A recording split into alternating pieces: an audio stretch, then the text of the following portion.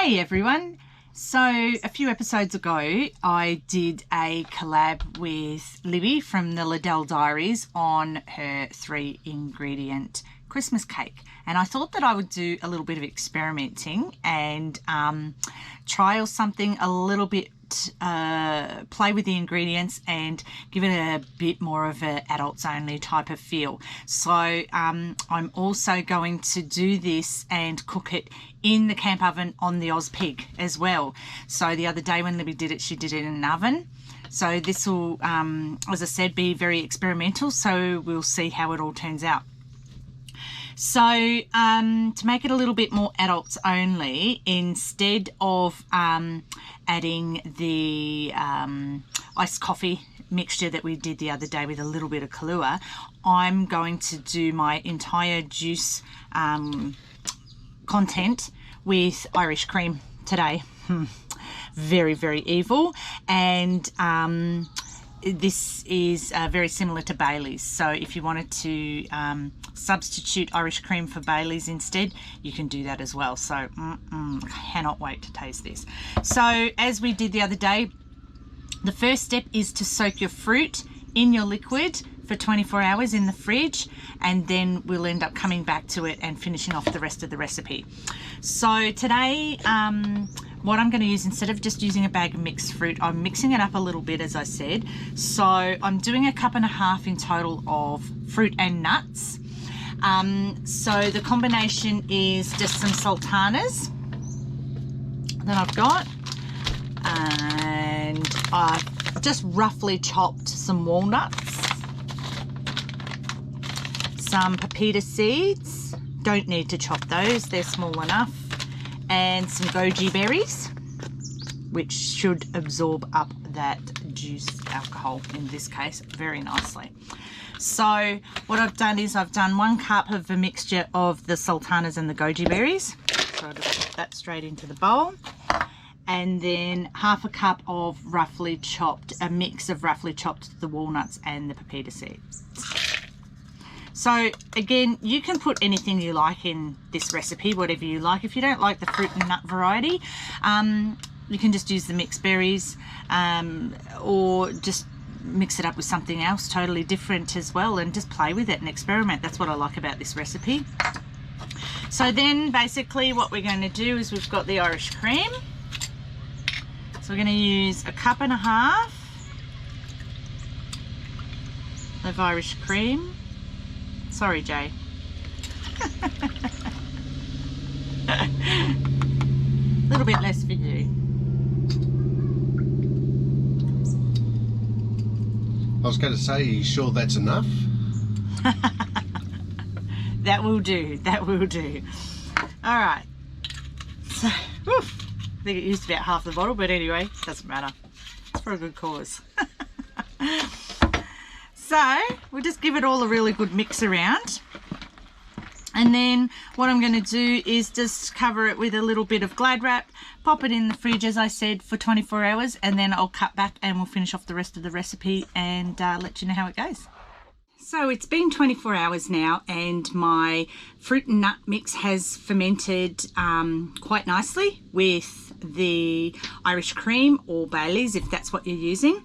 And I'm now ready to mix my mixture with the flour, and we'll organise to put it into the camp oven. So what I've just done in preparation for all of this is, I've just got my foil tray and I've lined it with another little bit of foil and a bit of baking paper to help stop it sticking, and so I can get the cake out nicely when it's done. I've got 1.5 cups of self-raising flour that I'm popping into my mixing bowl.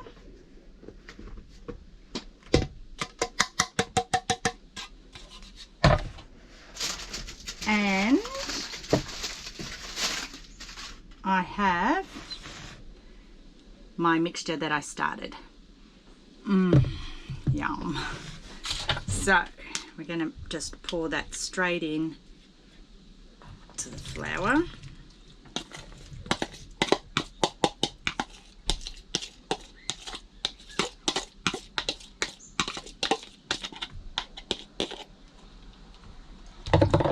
show you what's going on here. So I'm going to mix all that up.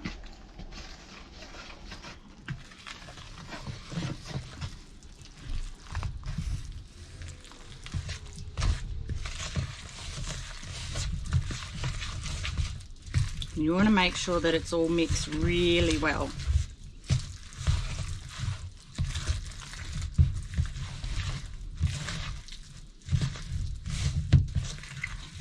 Now, ideally, you would have sifted the flour, but on rations when traveling, unfortunately, we don't have a sieve to do that.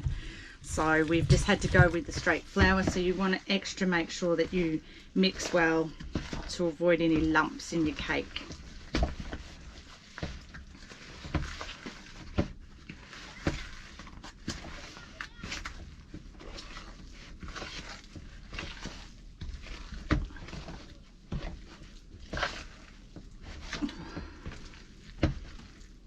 All those goji berries have swollen up nicely.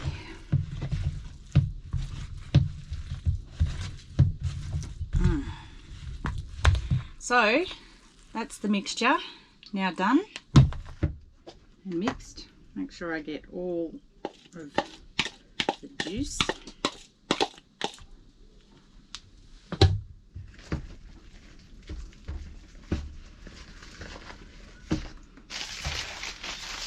And then I'm going to put this batter into my pan.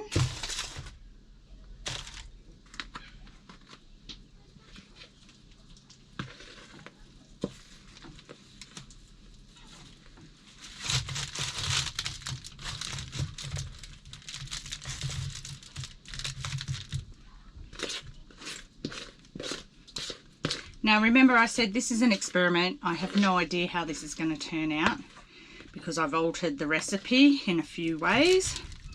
Plus, I'm also going to be cooking it in the camp oven on the Ozpig. So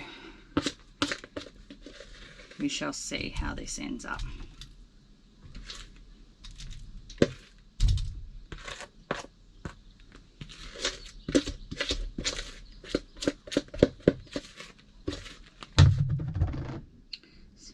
Fingers. Now,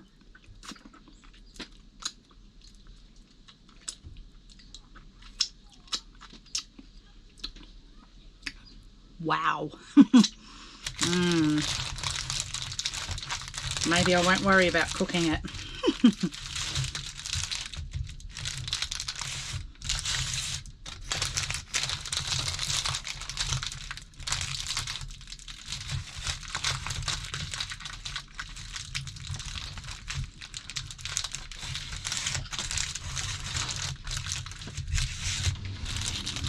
I'm just trying to get it as even as possible so that it rises fairly evenly.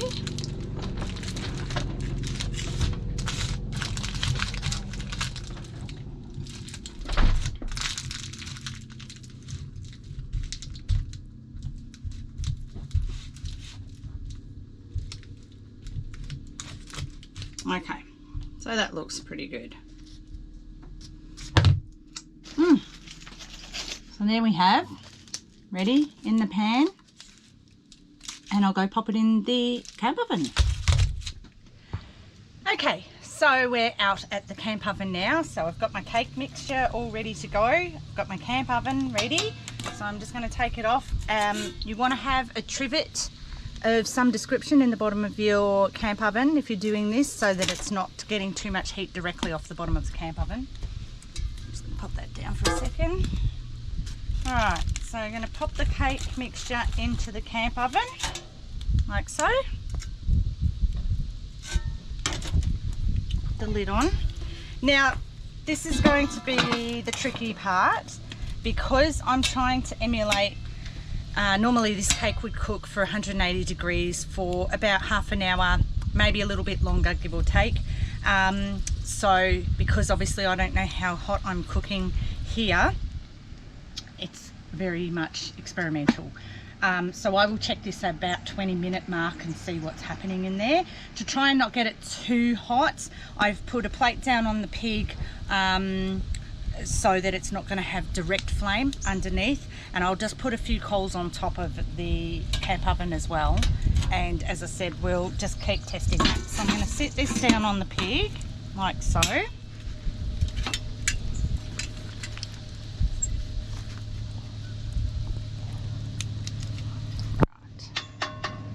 and grab a few coals here.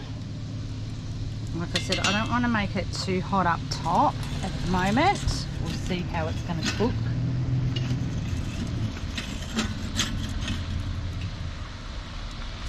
Not very good coals in here by the looks of it.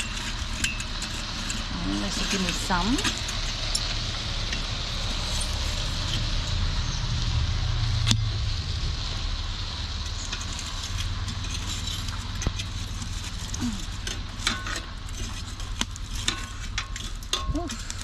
So, yeah.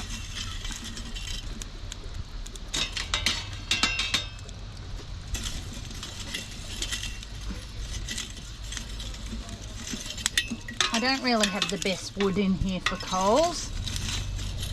Obviously, if you've got briquettes or like a red gum or something, the gums are better. This is a pine that we sourced nearby, so it's not fantastic, but hopefully it's enough to do the job.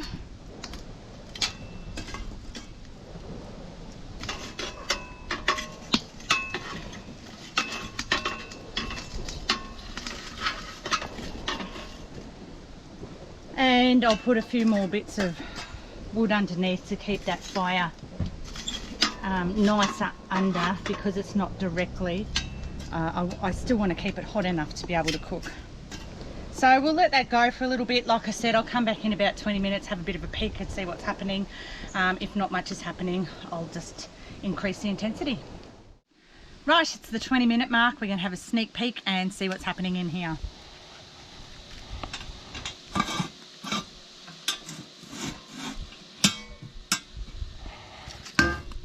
And not much at all is happening. Oh, you can sort of feel it has started to cook, but it definitely needs a lot more heat on the top. So what I'm going to do is try and reshuffle, get a few more of those coals out and really top it on top, and we'll see how that goes for another 15 minutes. I'll come back. Right, let's try this again. We'll see what it's looking like.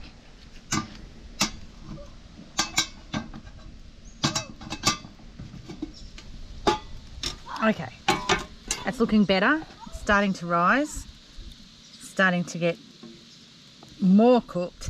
However, it's still got a bit of a ways to go, I can tell. So what I'm actually going to try now is I'm going to take this off the plate here and put it more on direct heat. Put a few more coals on top to replenish that.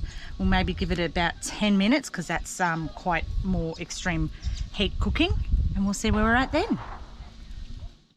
Right, let's have another look at this again. It's been going for an extra 10 minutes now. We're starting to smell it a little bit, so I'd say it's getting there, if not already done. So let's have a look.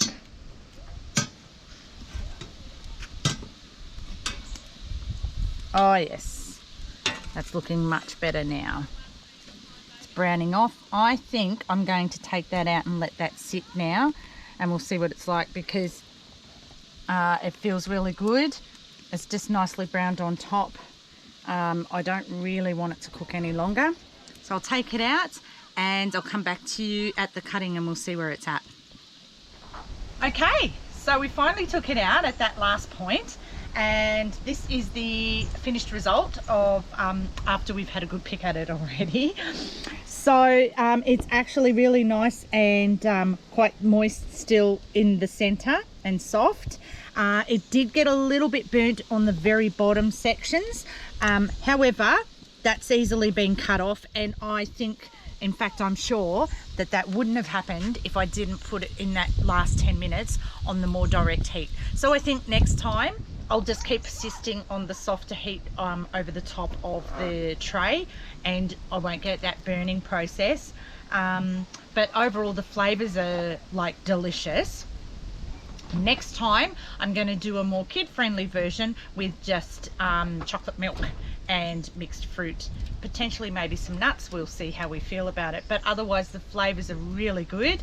We're very happy with that for my first experiment and test of those ingredients in the camp oven on the pig. So yeah, I'll definitely be doing that again in future. Like I said, we'll just give it a little bit of tweaking here and there, but otherwise a good result we're very happy with. Can I have another piece? Yes, you can. Thanks. Oh. Speaks for itself.